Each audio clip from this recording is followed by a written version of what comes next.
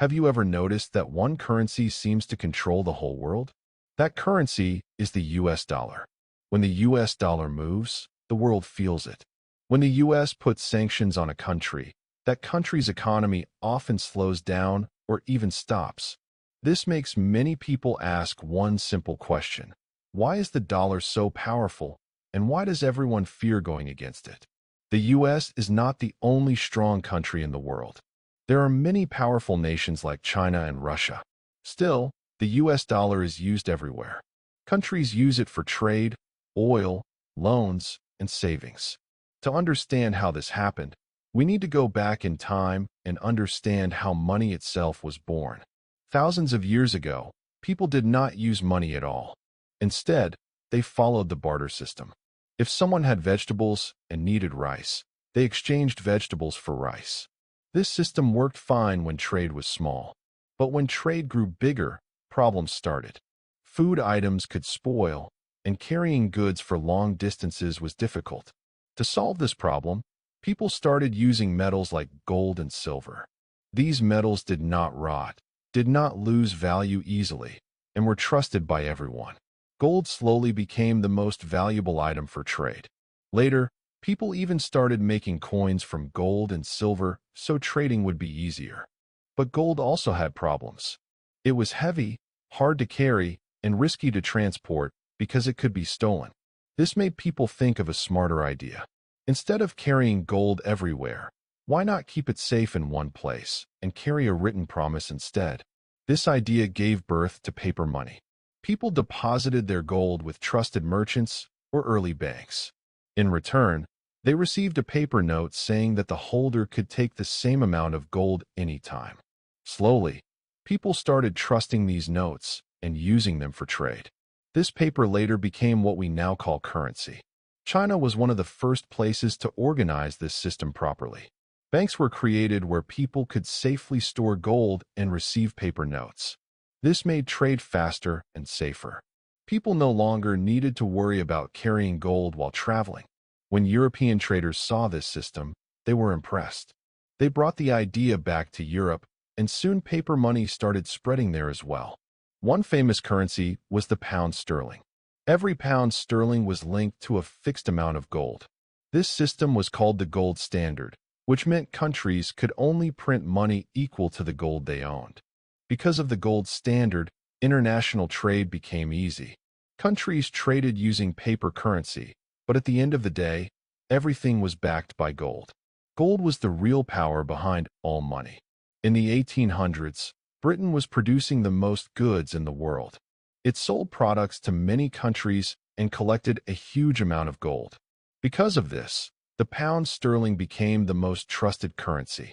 At one point, more than half of the world's trade was done using the pound sterling, just like how the US dollar is used today. Then the First World War began, and everything changed. Britain spent massive amounts of money on war and weapons. Its gold reserves started running out. Europe was slowly becoming weaker. At the same time, the United States stayed mostly quiet. It sold weapons, food, and supplies to the countries fighting the war. In return, the U.S. received large amounts of gold. By the time the war ended, the U.S. had strong gold reserves and a growing economy, while Europe was badly damaged. This was the moment when the U.S. dollar started entering the global stage. Britain was no longer as strong as before, and the U.S. was rising fast. The dollar was slowly becoming important, but this was just the beginning of its journey. After the First World War ended, the world was not peaceful anymore. Europe was badly damaged. Many countries had lost factories, workers, and money. Britain, which once ruled global trade, was now weak. Its gold reserves were low, and its economy was struggling to recover. On the other hand, the United States came out of the war much stronger than before. It had money, gold, and industries running smoothly. This was the moment when the balance of power started shifting from Britain to the United States. During this time, countries still followed the gold standard. That meant every currency was backed by gold. But because Europe had lost most of its gold during the war, it became difficult for them to print money or trade freely. The U.S., however, had collected gold by selling weapons, food, and supplies. Slowly, countries began trusting the US dollar more than other currencies because it was backed by strong gold reserves. Then came the Second World War, and this war changed everything forever. Europe and Japan were once again destroyed. Cities were bombed, industries collapsed, and millions of people were left without food or shelter. Britain, Germany, France, and Japan were all in terrible condition. But the United States was different. Most of the fighting did not happen on U.S. land. Instead, the U.S. again supplied weapons, fuel, and food to many countries and earned even more money. By the end of the Second World War, the United States had become the richest country in the world. It held around 70% of the world's gold reserves. That meant most of the world's gold was sitting inside U.S. vaults. Other countries had almost nothing left. Their economies were broken, and they were desperate to rebuild. At this point, the world faced a big problem. Countries needed to trade, rebuild roads, factories, and homes, but they had no gold and no strong currency. If they returned to the barter system, global trade would collapse again. The U.S. knew this was dangerous not only for the world, but also for itself. So the U.S. decided to offer a solution that would also benefit it in the long run.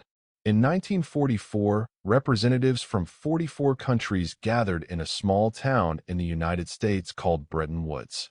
The goal of this meeting was simple: create a new global financial system. The U.S. came forward with a powerful idea. It said that instead of every country backing its currency with gold, they should back it with the U.S. dollar. And the U.S. promised that the dollar itself would be backed by gold. The U.S. made a clear promise. It said that 1 ounce of gold would always be equal to 35 U.S. dollars. Any country could come to the U.S. and exchange dollars for gold at this fixed rate. This made the U.S. dollar as good as gold in the eyes of the world. Countries agreed because they had no better option. They needed trade, loans, and stability, and the U.S. was the only country strong enough to offer it. Along with this agreement, 2 important institutions were created: the International Monetary Fund and the World Bank. These organizations were meant to help countries rebuild their economies by giving loans. But there was one condition: all loans would be given in U.S. dollars and must be repaid in U.S. dollars. This forced countries to keep dollars in their reserves.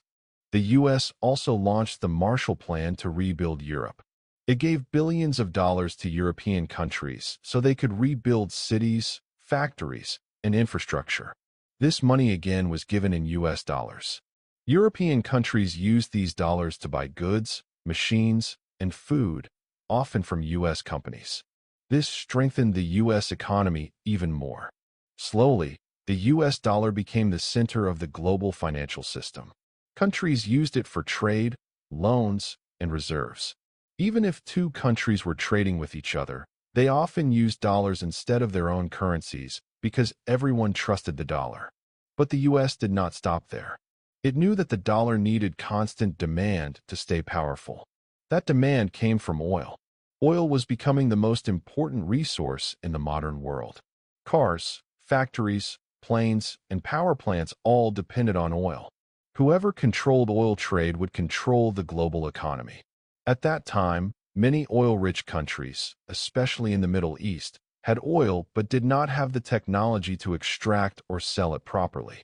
U.S. companies stepped in and helped these countries, especially Saudi Arabia, extract oil and sell it worldwide.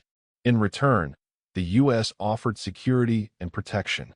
A deal was made between the U.S. and Saudi Arabia. Saudi Arabia agreed to sell oil only in U.S. dollars. No other currency would be accepted. This meant that any country that wanted to buy oil had to first get U.S. dollars. This created constant global demand for the dollar. Other oil-producing countries soon followed the same system. This system became known as the Petrodollar system. Oil was now tied directly to the U.S. dollar. Because oil was essential for every country, the dollar became unavoidable. Countries were forced to hold large amounts of dollars in their reserves just to survive. Over time, the U.S. started printing more dollars than the gold it actually had. It believed that no country would demand gold all at once. For a while, this worked. But some countries started noticing the problem. If everyone asked for gold, the U.S. would not be able to deliver. In 1971, the U.S. made a shocking decision. President Richard Nixon announced that the U.S. would no longer convert dollars into gold. This event is called the Nixon shock. Overnight, the dollar was no longer backed by gold. The world was shocked because all trade, loans, and reserves were still in dollars. But by this time, the U.S. dollar had already become too big to fail. Oil was priced in dollars. Global trade depended on dollars. Banks, loans, and reserves were all tied to the dollar. Even without gold backing, the world had no alternative. Countries had no choice but to continue using the dollar. The U.S. promised stability, security, and access to global markets. Slowly, the world accepted this new reality. The dollar remained powerful, not because of gold, but because the entire system was built around it. This is how the U.S. dollar moved from being just another currency to becoming the backbone of the global economy. In the next part, we will see how the U.S. uses this power through sanctions, banking systems, and financial control, and why many countries are now trying to reduce their dependence on the dollar. After the U.S. dollar became the center of the global economy, the United States gained enormous power. It was no longer just about trade or money. It was about controlling the entire financial system. One of the most important tools the U.S. used was its control over international banking. Banks around the world often used the U.S. banking system to transfer money. This system is called SWIFT, which stands for Society for Worldwide Interbank Financial Telecommunication. Essentially, if you wanted to send money internationally, most of the time it passed through SWIFT, which was heavily influenced by the United States. This gave the U.S. a way to monitor and control global transactions. Through this system, the U.S. can place sanctions on any country it wants. Sanctions are like financial punishments. If a country disobeys U.S. policies or threatens its interests, the U.S. can cut it off from the global banking system. Without access to SWIFT, a country cannot trade freely, cannot pay for oil, and cannot receive money from other countries easily. This makes it very hard for that country's economy to function. Countries like Iran, North Korea, and Russia have faced these challenges in the last few decades. These sanctions are powerful because everyone relies on the dollar, and the U.S. controls much of the global financial network. Another tool the U.S. has is its influence over international loans and institutions. Organizations like the International Monetary Fund, IMF, and the World Bank still play a huge role in global finance. When a country needs a loan, these institutions often demand that the money be used in a way that aligns with U.S. interests. Even if it is not directly controlled by the U.S., the influence is strong because the U.S. is the largest contributor. This creates a situation where countries must follow certain rules or risk losing financial support. The U.S. also benefits from being able to print its own currency without immediate consequences. Since the dollar is used worldwide, other countries must hold it in their reserves to trade, buy oil, and pay debts. This allows the U.S. to borrow money cheaply. In simple words, the world needs dollars so badly that the U.S. can spend more than it earns and still stay stable. This is a unique advantage that no other country has ever had. It is like being the only player in a game where everyone else must follow your rules. But over time, some countries started questioning this system. They realized that relying entirely on the U.S. dollar gave the United States too much control. If the U.S. decided to sanction a country, block its transactions, or manipulate its own currency, the affected countries had no backup. Nations like China, Russia, and some Middle Eastern countries began exploring ways to reduce their dependence on the dollar. This idea is called de-dollarization. It involves using local currencies for trade, creating new banking networks, or trading commodities like oil and gold in non-dollar currencies. China, for example, has invested heavily in its own financial system. It has created trade agreements with several countries where the Chinese yuan is used instead of dollars. Russia, after facing severe sanctions, started selling oil and gas in currencies other than dollars, like the euro and yuan. Even some Middle Eastern countries, which were once loyal to the petrodollar system, have explored oil trading in other currencies. This is not yet a complete shift, but it shows that the dominance of the dollar is being challenged. Despite these challenges, the US dollar remains extremely powerful. It is still the preferred currency for international trade, global loans, and reserves. Countries keep large amounts of dollars because they know that almost every other country accepts it. Even if someone wants to avoid it, they often cannot because oil, trade, and banking are tied to the dollar. This global reliance makes it very hard for any single country to replace the dollar overnight. One reason the dollar stays dominant is trust. Over the years, people and countries have trusted the United States to protect its currency and maintain stability. Even though the U.S. has its problems, including debts and economic crises, the dollar is still seen as safer than other currencies. Other major currencies, like the euro or yen, are strong but do not have the same global influence. The U.S. has combined its military power, economic size, and financial tools to create a system where trust in the dollar remains high. The U.S. also uses its dominance to influence global politics. Countries that follow U.S. policies often receive better trade deals, loans, and protection. Countries that resist may face sanctions, higher borrowing costs, or trade difficulties. This financial power has allowed the United States to shape world events without directly going to war in many cases. It is a form of control that is less visible than armies or weapons, but can be more effective over time. Furthermore, global businesses depend on the dollar. Multinational companies use it for contracts, trade, and investments. Even companies based outside the U.S. often hold dollars to make business easier. This creates constant demand for the currency, ensuring its strength. Every time a company buys oil, machinery, or technology from another country, it often needs dollars. This cycle makes the dollar central to global commerce and hard to replace. However, the system is not perfect. Printing too many dollars or mismanaging the economy can lead to inflation. Other countries holding too many dollars might lose value if the U.S. economy weakens. This is why de-dollarization and alternative currencies are slowly becoming important. Nations are looking for ways to protect themselves from risks associated with relying too much on the U.S. dollar. Digital currencies, regional trade agreements, and gold reserves are some of the methods being explored.